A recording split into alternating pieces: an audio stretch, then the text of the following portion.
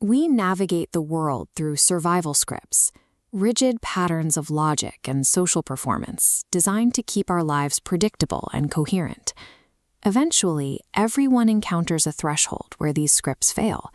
Words stop working, insight refuses to land, and the masks we've worn to be loved begin to shatter under the weight of our own experience. This fracturing begins as a subtle, sinister splintering in the marrow of the mind, a sense that reality itself is losing its solid edges. This collapse reveals a soul that has become too large for its container. The survival identity is breaking because it lacks the volume to hold the actual reality of your life. Your limbic brain responds to this fracturing by activating its most ancient sentinel, fear. This part of the nervous system prioritizes survival over dreams or expansion. It speaks through the body first.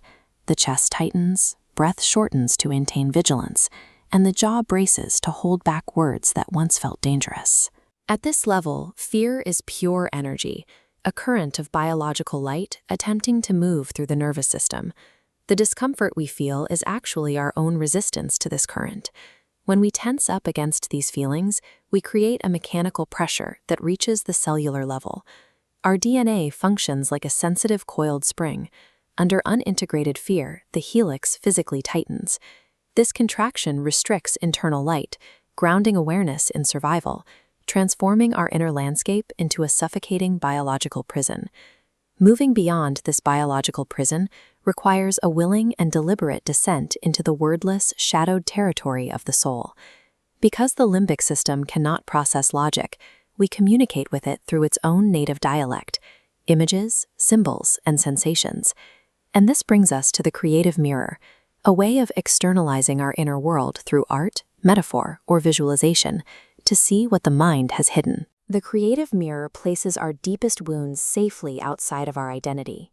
By giving a shape to the pain, we allow it to be witnessed rather than relived. Approaching this mirror triggers a natural flare-up of fear as the old survival identity attempts to defend its borders.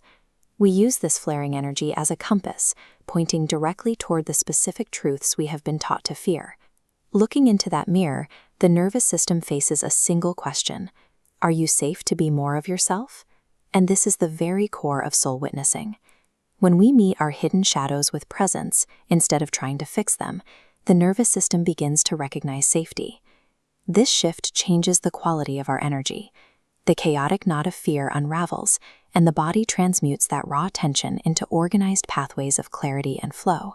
Internal regulation arises when we stop forcing corrections and instead recognize the self as a whole intelligent system.